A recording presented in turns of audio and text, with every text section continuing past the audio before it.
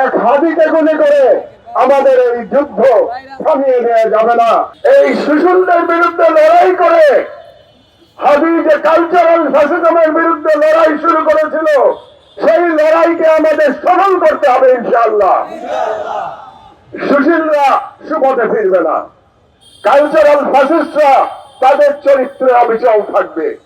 আমাদেরও স্বাধীনতার ডাক নিয়ে স্বাধীনতার পতাকা হাতে আমাদের লড়াই অব্যাহত রাখতে হবে। হাদি ঠিকই বলেছেন, সবাই হাদি হতে পারে না। আমি পারি নাই, আমি চেষ্টা করেছি, কিন্তু আমি হাদি হতে পারি নাই।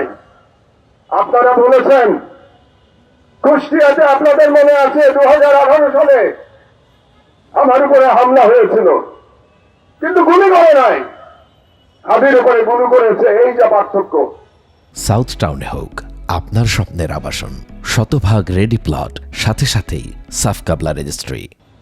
আমি সেদিন তাদেরকে বলেছিলাম, ভারতীয় কুকুর, এই ভারতীয় কুকুরদের আমাদের চিহ্নিত করে তাদেরকে নির্মূল করতে হবে। বাংলাদেশে ফ্যাসিবাদের কোন আইকন থাকতে পারবে না। সুশীলত্বের বয়ান হচ্ছে আইকনদের টাচ করা যাবে না। তার মানে তারা ফ্যাসিবাদের রুট বজায় রাখতে চায়। ফ্যাসিবাদের রুট নিক্ষেপ করতে হবে বঙ্গোপসাগরে। ফ্যাসিবাদের কোন আইকন আমরা মানি না।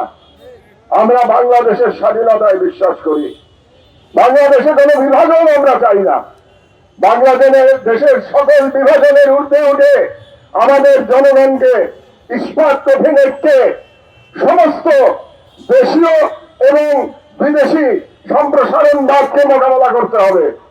যেরকম মোকাবেলা আমাদের তরুণেরা 36শে জুলাই তারা করে দেখিয়েছিল যে তারা পারে।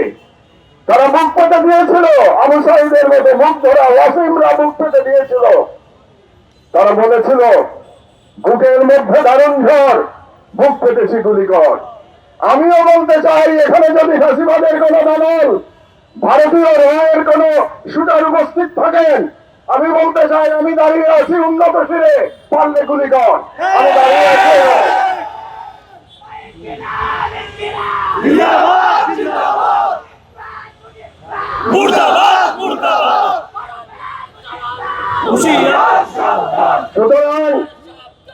সুতরাং আমাদের লড়াই অব্যাহত রাখতে হবে। এক হাদিকে গুলি করে আমাদের এই যুদ্ধ থামিয়ে দেওয়া যাবে না।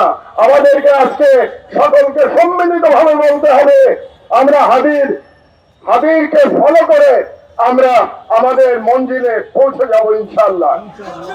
আরেকটি ঘোষণা আপনাদেরকে করতে চাই। হাদি একটা অসাধারণ কাজ শুরু করেছিল। হাদি একটা কাজ পাগলা ছেলে, অসাধারণ কাজ শুরু করেছিল। কালচারাল ফ্যাসিজমকে মোকাবেলা করার জন্য সে একটা সেন্টার তৈরি করবার উদ্যোগ নিয়েছে।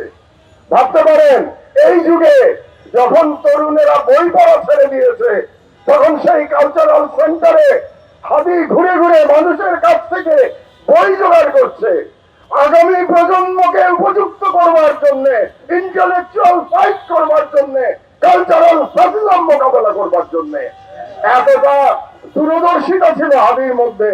আমি আপনাদের সামনে, সকলের সামনে, আমি আজ থেকে হাদির সেই কালচারাল সেন্টারের দায়িত্ব গ্রহণ করলাম।